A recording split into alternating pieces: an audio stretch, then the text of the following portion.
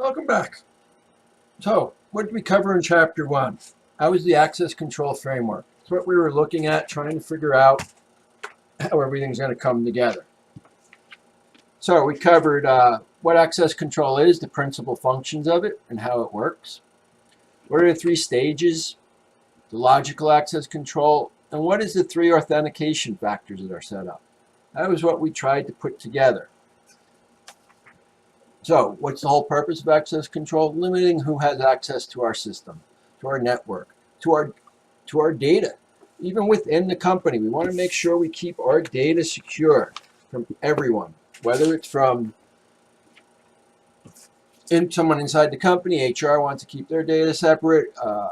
Marketing wants to keep their data. So access control limits who can see what they have.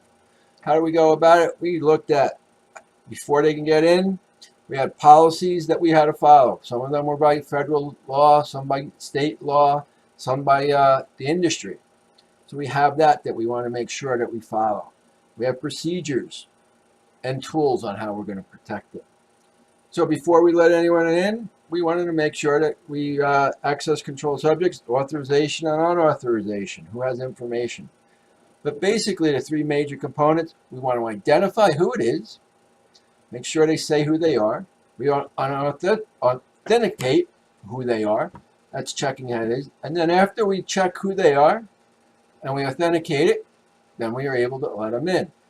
So who are they? We might want to see, we usually do that with login and passwords. We can use other areas also besides login and passwords.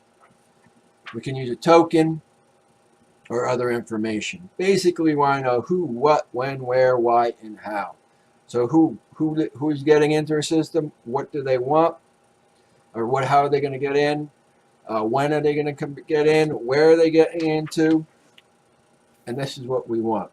Who has access to it? Well, HR, we can give someone administration rights. They can add users to it. They can take away users. Or they could just be the author. They can write stuff. They can have read-only rights. Or they have no access at all.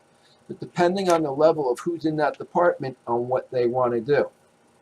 And we could set this up for a whole bunch of different things. Whether we want to set it up for a data element, they can see certain information, they can't see other information. We could set it up for a table. We could set it up for an entire database. We could set it up for an entire application, network. So there's a whole bunch of different options that we're able to set up the access control for. So basically, we're just trying to regulate who can get in and when can they get in. We check their ID, we validate it. If it's good, we let them in and they can do what they want. That was Chapter 1. So don't forget, you have a discussion question, 2 discussion questions week 1. You're going to discuss, introduce yourself, and you'll also discuss the 3 types of it. Your initial response is due by Thursday. You also will have a weekly paper that is due by Sunday night. You have a quiz due by Sunday night. And you also have a journal entry. Just write briefly what you learned. Again, due Sunday night. As always, you can reach me by email. You can reach me by text or by information on the question at the bottom of that week. Thank you. Don't forget, what made you smile?